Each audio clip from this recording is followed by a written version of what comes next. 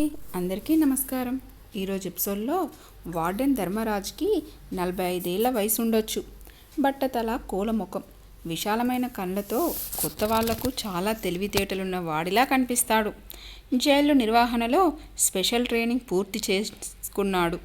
ధర్మరాజు తనకున్న అనుభవంతో ఆ జైల్లో ఎన్నో సంస్కరణలు, మార్పులు తీసుకురావాలనే దృఢ సంకల్పంతో ఉన్నాడాయన.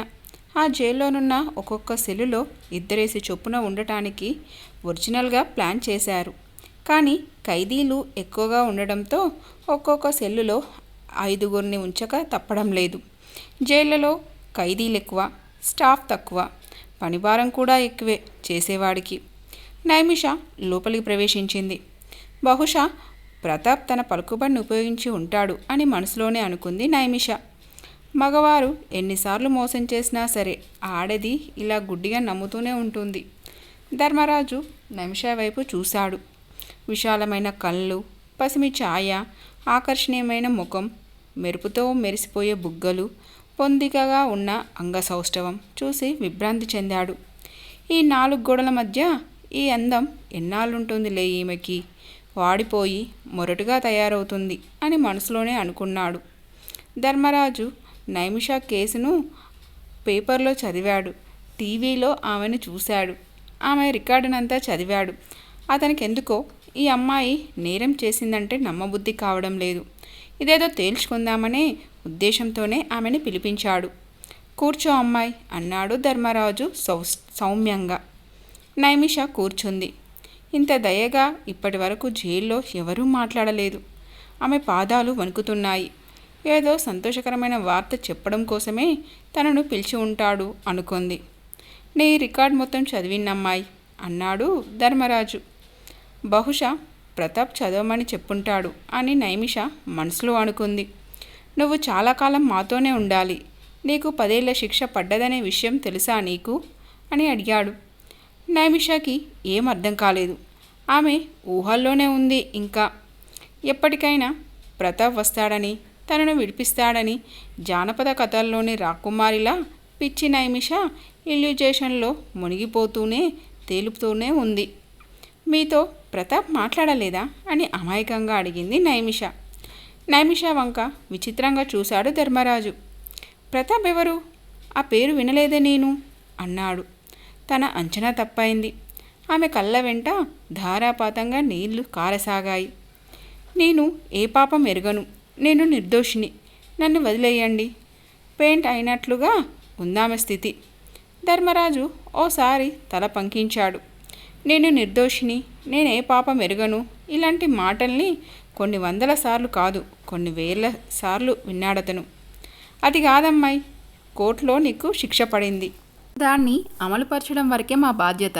కాకపోతే జైల్లో నువ్వు సుఖంగా ఉండటానికి పాత విషయాలన్నీ మర్చిపోయి కొత్తగా ఆలోచించడం నేర్చుకో. జైల్లో గడియారాలుండవు, కేవలం క్యాలెండర్లే ఉంటాయి అన్నాడు. 10 సంవత్సరాలు ఎలా గడపాలి? ఈ ఆలోచనలతో ఆమె మెదడు మొద్దుబారిపోయింది. 10 ఏళ్ల పాటు ఈ నరకాన్ని అనుభవిస్తూ బతికే కంటే చావడం మంచిది. తనెవరి కోసం బ్రతకాలి? ప్రతాప్, కనీసం నన్ను చూడ్డానికి కూడా రావా? కనీసం నా కడుపులో పెరుగుతున్న నీ ప్రతిరూపం కోసమన్నా రావా? మొదటిసారిగా ప్రతాప్ని అసహించుకుందామే. నీకేమైనా ప్రాబ్లమ్స్ ఉంటే చెప్పమ్మాయి. రూల్స్ ప్రకారం నీకు ఎలాంటి సహాయం చేయడానికైనా నేను సిద్ధమే. అప్పుడప్పుడు వచ్చి కనిపిస్తూ ఉండు. కేవలం ఆమె పరిస్థితిని చూసి జాలిపడి మాత్రమే అన్నాడు వార్డెన్. నైమిష చాలా అందగత్తే. పొందికగా ఉన్న అవయవాలతో పాటు వయసు తెచ్చిన సొగసులు జైల్లో ఉన్న నరరూప రాక్షసుల్లాంటి గార్డెన్స్ ఊరుకోనివ్వవు. జంతువుల్లా మీద పడి పువ్వులాంటి నైమిషను నలిపివేయడానికి కాచుకున్న రాక్షస మూకల బారి నుంచి ఈమెను ఎలా కాపాడాలి? పైగా లంకిని, హిడింబి, శూర్పణఖలను మించిన ఆడఖైదీలున్నారు ఈ జైల్లో. వీళ్ళలో హోమోసెక్సువాలిటీ ఎక్కువ. దానికి తోడు మగగాడులు. అందమైన ఆడపిల్ల కనిపిస్తే చాలు ఊర కుక్కల్లా వాళ్ళ వెంటపడి వాళ్ళను పొందేదాకా నిద్రపోరు. ధర్మరాజు జైల్లో రేపులు జరుగుతాయని కొన్ని రూమర్లు విన్నాడు. కేవలం అవి రూమర్లే గనక అతడు ఎలాంటి చర్య తీసుకోలేకపోతున్నాడు. ప్రతి సెల్కి ఒక గార్డ్ కాపలా కాస్తున్నా జరిగేవి జరుగుతూనే ఉంటాయి. స్నానాల గదిలో, టాయిలెట్స్లో, చీకటిగానున్న కారిడోర్స్లో ఎక్కడ అందమైన ఆడది కనిపిస్తే అక్కడో రేపు. అది మగాడే చెయ్యాలని రూలేం లేదు ఆ జైల్లో. సుగుణ లాంటి ఆడవాళ్ళు కూడా చెయ్యగలరు. ఆలోచనలతో ధర్మరాజు మెదడు వేడెక్కింది. మంచి ప్రవర్తనతో నడుచుకో అమ్మాయి, కనీసం 7 ఏళ్లకైనా నువ్వు బయటికి వస్తావు అన్నాడు. నైమిషాలోని నైరాశ్యం పరాకాష్ఠకు చేరుకుంది. ఆమె కుప్పలా కూలిపడిపోయింది. గార్డ్ పరిగెత్తుకుంటూ వచ్చాడు. ఓ గ్లాస్ నీళ్లు తెచ్చి ఆమె ముఖంపై చిలకరించాడు. నైమిష నెమ్మదిగా లేచింది. గార్డు సహాయంతో ఆమెను సెల్ వద్దకు పంపేశాడు వార్డెన్. ఒక్కొక్క సెల్కు 4 చొప్పున ఉన్న సి బ్లాక్ ఉన్న సెల్లులోకి పంపబడింది నైమిష. అప్పటికే ఆ సెల్లులో 3 కూర్చొని ఉన్నారు. మొదటమ్మాయికి దాదాపు 20 ఏళ్ళు ఉండొచ్చు. నడి వయసు ఆవిడ ఒక ఆమె ఉంది. ఇక 3వ ఆమె భయంకరంగా ఉంది. 6 అడుగుల ఎత్తు, మరెందుకో కానీ పూర్తిగా గుండు చేయించుకుంది. నైమిష భయంగా సెల్లులోకి అడుగుపెట్టింది. ఏమో అనుకున్నా కానీ మనిషి బాగానే ఉంది అన్నదొక ఖైదీ. పైకలా ఉంది కానీ ఇది మనుషుల్ని కత్తితో పొడిచి మరీ దొంగతనాలు చేస్తుందట అన్నది 2వ ఖైదీ. భయంకరంగా ఉన్నావిడ మాత్రం నల్లమంతు మత్తులో తేలిపోతున్నట్లు ప్రతిదానికి హిహిహిహి అని నవ్వుతూ ఉంది. నైమిష ఆ గదిని పరికించే చూసింది. అందులో రైల్వే కంపార్ట్మెంట్లోనున్న బెర్తుల్లాంటివి 4 ఉన్నాయి. ఓ మూలగా టేబుల్, దానిపైన పగిలిన అద్దం ఉన్నాయి. కింద 4 లాకర్లున్నాయి. మొదటి ఖైదీ ఖాళీగా ఉన్న లాకర్ చూపించి, నీ బట్టలు ఇందులో పెట్టుకో అంది. ఖాళీగానున్న బెర్తును చూపిస్తూ, ఇవాటి నుంచి నీ పడక అదే అన్నది మరో నడివయస్కురాలు. నైమిష బెర్తును తడిమి చూసింది. అది దాదాపు పూర్తిగా చిరిగిపోయి అందులోని కొబ్బరి పీచంతా బయటకు వచ్చేసింది. ఇలాంటి పడక మీద నేను పడుకోలేను అని బిగ్గరగానే అంది నైమిష. నల్లమందు మత్తులో మునిగి తేలుతున్న స్త్రీ పకపకా నవ్వింది. దాని మీదెందుకు పడుకుంటావే చిట్టి, నా మీద పడుకో, నీకు స్వర్గం చూపిస్తాను అన్నది. మిగిలిన 2తో పాటు ఆవిడ కూడా అదేదో పెద్ద జోక్ అయినట్లు పగలబడి నవ్వింది. అది కాదు, పక్కలు నీట్గా లేకపోతే ఎలా అన్నది నైమిష. నల్లగా ఉన్న నడి వయస్కురాలు నైమిషతో అంది. ఈ జైల్లో ఇలానే ఉంటుంది. అనవసరమైన గొడవలు పెట్టుకుంటే లేనిపోని చిక్కులు ఎదురవుతాయి. పిల్ల, ఏదో కళ్ళు మూసుకొని కాలక్షేపం చేయడం నేర్చుకో అన్నది. నా పేరు లీల, ఈ పిల్ల పేరు హైమ, ఇక ఈవిడ గారి పేరు సుందరి అన్నది నడి వయస్కురాలు. గుండుతో భయంకరంగా ఉన్న ఆవిడ పేరు సుందరా అని వీస్తుపోయింది నైమిష. మర్యాద కోసం నా పేరు నైమిష అన్నది. చాలా అందమైన పేరు అంటూ సుందరి లేచి ఆమె వక్షోజాలపై చేతులు వేసి నొక్కింది. విదిలించి కొట్టింది నైమిష. పకపకా నవ్వింది సుందరి. ఈ రాక్షస గుంపుల మధ్య ఎలా చిక్కుకపోయాను. కనీసం ఇందాక వార్డెన్ పిలిచినప్పుడైనా తను గర్భవతినని చెప్పి ఉండాల్సింది. తనకో ప్రత్యేకమైన సెల్ ఏర్పాటు చేసేవారు అని మనసులోనే అనుకుంది. ఇంతలో మెట్రన్ అటువైపుగా వచ్చింది. మెట్రన్, నేను అర్జెంటుగా వార్డెన్ను చూడాలి అంది నైమిష. ఇంతలోనే ఏం మాయరోగం వచ్చిందే, అప్పుడే వార్డెన్ కావాలా, లేకపోతే వాణ్ణి తగులుకుందామనుకుంటున్నావా అని మెట్రన్ విసురుగా వెళ్ళిపోయింది. సెల్లులో ఉన్న మిగతా 3 పకపకా నవ్వారు. నైమిష బాధగా తలంచుకుంది. ఆమె కళ్ళు మూతలు పడ్డాయి. తనకిప్పుడు 10వ ఏడు. ఆ రోజు తన బర్త్డే. గోరుముద్దలు తినిపిస్తూ తనతో ఆడుతూ పాటు తిరిగిన మాలవిక జ్ఞాపకానికి వచ్చింది. అంతే, ఆ కళ, ఆ మధుర స్వప్నం కరిగిపోకుండా గట్టిగా పట్టుకోవాలని ప్రయత్నించింది నైమిష. కానీ సాధ్యం పడడం లేదు. గనగనమని గంటల చప్పుడు. హఠాత్తుగా కళ్ళు తెరిచింది. నైమిష, భోజనాలకు టైం అయింది కదా అన్నది లీల. నాకు ఆకలిగా లేదు అన్నది నైమిష. ఆకలిగా ఉన్నా లేకపోయినా డైనింగ్ హాల్కి రావాల్సిందే, ఇక్కడ రూల్ తెలిసిందా అన్నది హేమ. నేను రాను అన్నది నైమిష. సరే నీ కర్మ అంటూ అందరూ బయటికి నడిచారు. అంతలోనే మెట్రన్ వచ్చింది. ఏమే, ఇంకా ఇక్కడే కూర్చున్నావేం? బెల్ వినబడలేదా? లేకపోతే అంతా భోజనాలకు వెళ్తే ఈ గార్డ్ గారిని పడుకోబెట్టుకుందామనుకుంటున్నావా అని కఠోరంగా ఉన్నాయామె మాటలు. గార్డు ముసిముసి నవ్వులు నవ్వసాగాడు, వెకిలి చేష్టలు చేస్తూ. నైమిష హఠాత్తుగా బయటకి పడింది. క్యూలో నిలుచుంది. తనకు ముందు లీలా నిలబడి ఉంది.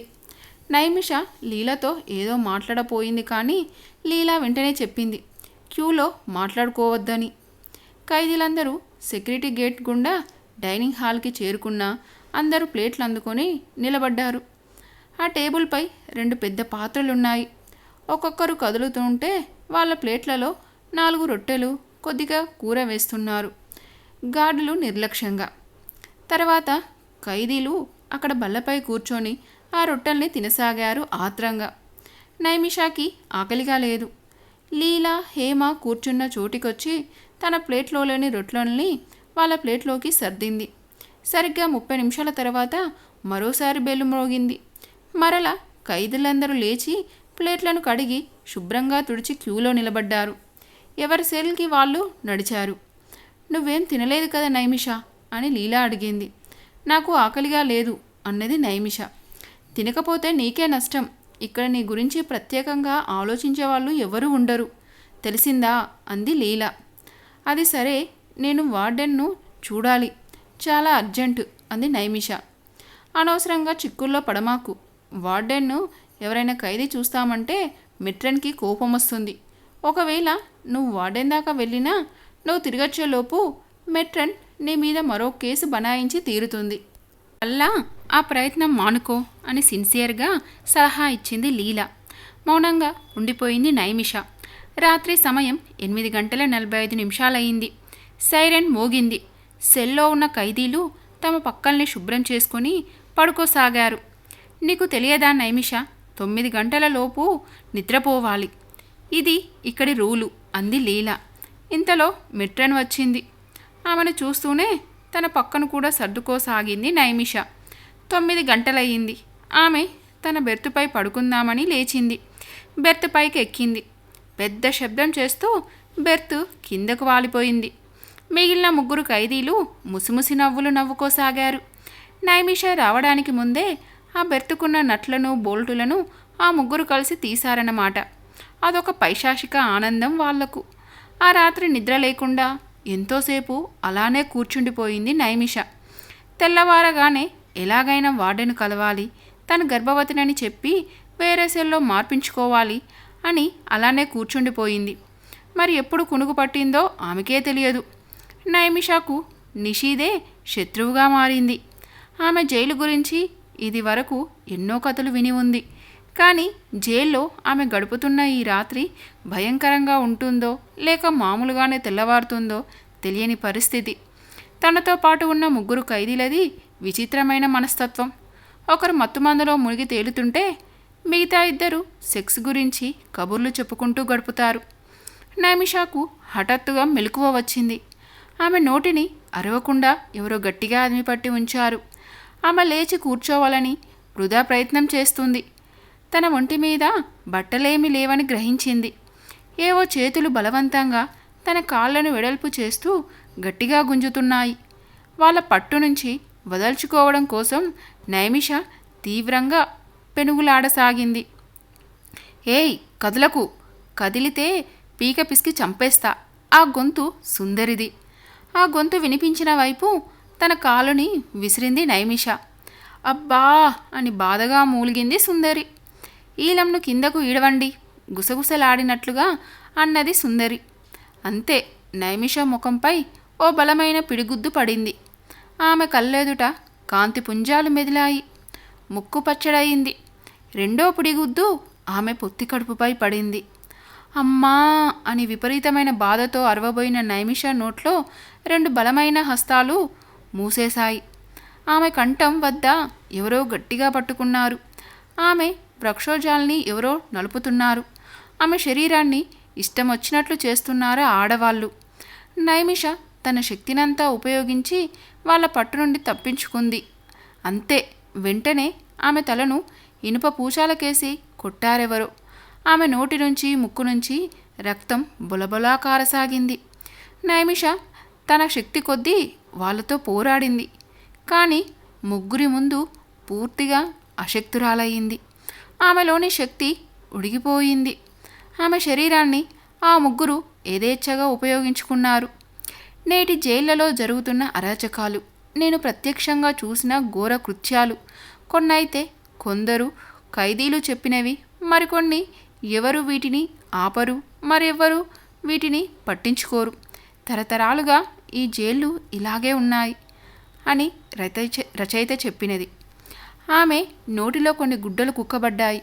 అరవడానికి వీల్లేకుండా అలా ఎంతసేపు పడి ఉందో ఆమెకే తెలియదు. పొద్దున్నే సైరన్ మోగింది. నైమిషాకు కొద్దిగా మెలకువ వచ్చింది. ఆమెకు తలంతా భారంగా ఉన్నట్లుంది. రక్తపు మడుగులో పడి ఉన్న నైమిషాను మెట్రన్ వచ్చి చూసింది. మిగిలిన 3 ఖైదీలు తమ స్థానాల్లో ఉన్నారు.